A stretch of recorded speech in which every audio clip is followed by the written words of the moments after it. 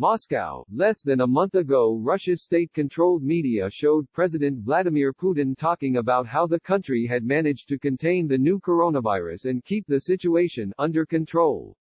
Russia had only a few dozen officially reported cases then. A week later, Russia even sent planes loaded with medical aid to struggling Italy, and then to the United States and Serbia. But Russia has now seen a surge in COVID-19 infections, and Putin's tone has become much less optimistic. We are seeing that the situation is changing every single day and regrettably not for the better, he said Monday during a video conference with senior healthcare officials. The number of sick people is increasing along with the number of serious cases. He acknowledged that Russia has not yet hit the peak of its epidemic, not even in hard-hit Moscow, where two-thirds of the cases have been diagnosed. On Tuesday, the country's virus task force reported a total of 21,102 infections and warned that Moscow will soon face a shortage of hospital beds. The city has been reorganizing more and more of its hospitals to expand the number of beds for coronavirus patients, and a new hospital is rapidly being built, but it's unclear if that will be enough. Deputy Mayor Anastasia Rykova said last week that Moscow's hospitals and ambulances were already stretched to the limit. Videos and photos emerged on social media last week showing lines of dozens of ambulances waiting for hours outside the hospitals. The video was even picked up by state-run media.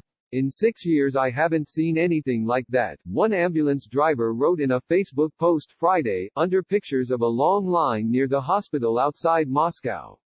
The task force put out a statement this week warning that despite the growing number of state, federal and private clinics joining the effort, there could be a shortage of hospital beds in the next 2 to 3 weeks in the capital. In interviews on Russian media, doctors and nurses from across the country have complained, often anonymously, about shortages of personal protective equipment, PPE, and a lack of guidance.